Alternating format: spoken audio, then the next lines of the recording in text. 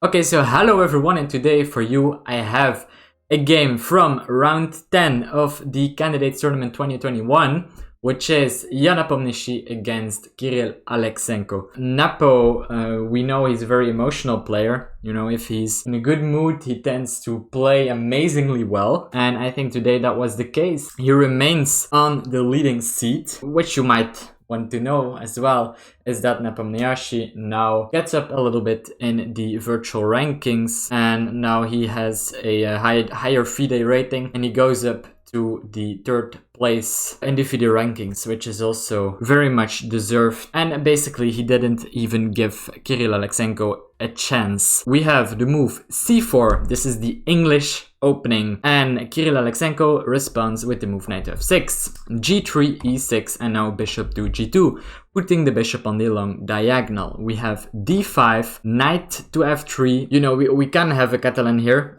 or transpose into a Catalan, but okay, black takes on c4, which is still mainline stuff, and we have queen to a4 check. White's plan is to take back the pawn on c4, knight b to d7, queen to c4, and a6 in this position. And now we have two main moves that have been played in this position, which are queen to b3 and queen to c2. Jan decides to go to c2, c5, trying to strike in the center. Nepo develops his knight, bishop to e7, getting ready to castle, castles, and now Nepo strikes in the center with the move d4. C takes d4, the knight takes back, and let's have a look at this position. His position is not only very passive, but he has a problem with one piece in particular, which is this light square bishop on c8.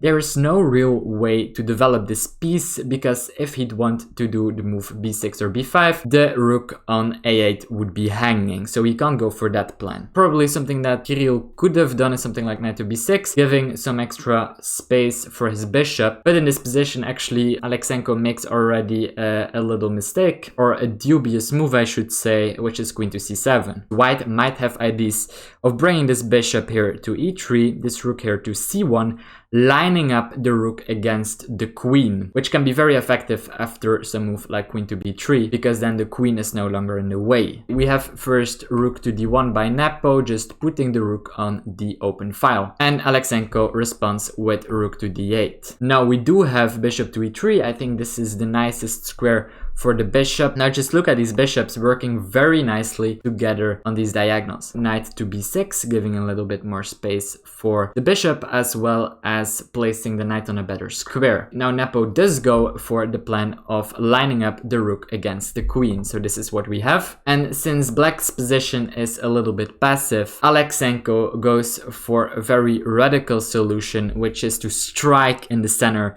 with the move e5. And why is this so risky? It's because now he's giving away all of his control over these light squares, which can be very important. And so actually Nepo immediately makes use of one of those squares, and he goes to f5 with his knight. You might say, well, can't just Kirill take this knight here on f5? Because remember, this used to be his passive bishop, and now we have a chance to trade this passive guy for what seems to be a very annoying knight in black's camp. So this is exactly what Alekseenko goes for, and the queen takes back. But this is arguably even more difficult, because what we see now, since the light square bishop is traded, White really has full control over all of these light squares in the position. White has simply a very nice bishop pair, which I've already talked about, just very nicely looking on these diagonals. Alekseenko tries to activate his knight. We have knight to c4,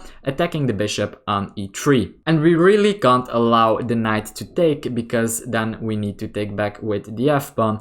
And not only are we losing the bishop pair, but in actual fact, this structure looks really bad. Nepo moves his bishop to g5, and this is preparing a really nasty trick. Nepo in this position is threatening the following combination. Bishop takes on f6, bishop takes back on f6, and now the move bishop to e4, attacking the weak pawn now on h7, since we have eliminated this defender of the h7 pawn. Alekseenko decides to trade rooks in this position, which is very natural. Rook takes, and now very nice by Nepo again in this position, not taking with the rook, but actually taking with the knight, remaining this pin here on the queen. And now this position is already very difficult to play by black, and Alekseenko makes the final blunder, you could say, by playing this move rook to d8, and now this is simply winning for Nepomniachtchi because of the trick I've talked about, which is bishop takes on f6, bishop takes back, and now bishop to e4. And if you look closely at the position, something like g6, stopping this threat isn't possible because then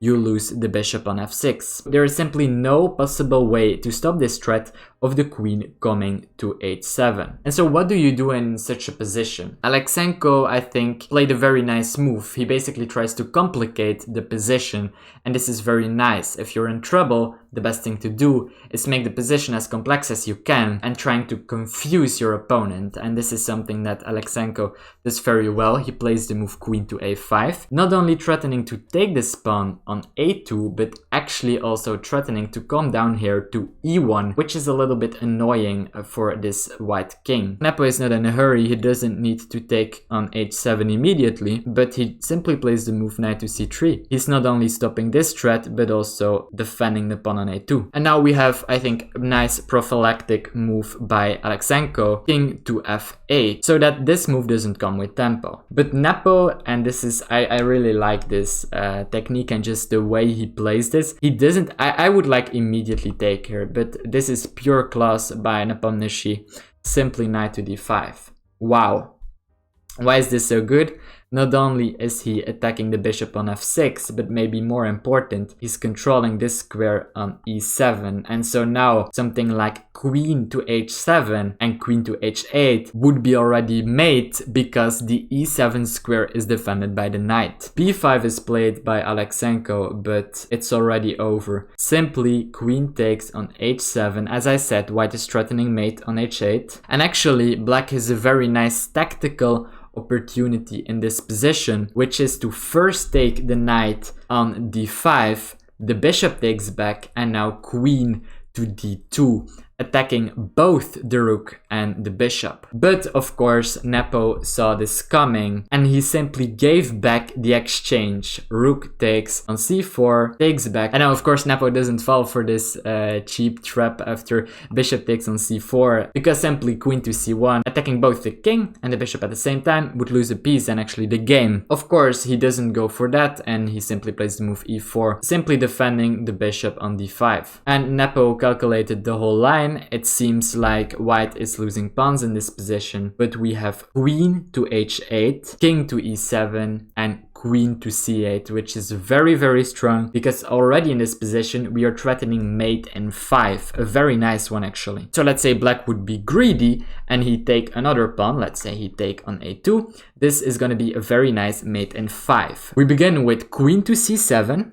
Nice move. King back to e8. Now we play the move bishop check, king to f8, and now this is going to be mate in 3. Queen to c8, king to e7, queen to d7, king back, and queen to e8. A very nice mate. Alekseenko didn't fall for that. He played the move queen to b6, making sure that this move now is not possible at all. Nepo takes back the pawn. We have queen to b5, asking for a queen trade. And you might say, well, why don't we just trade queens?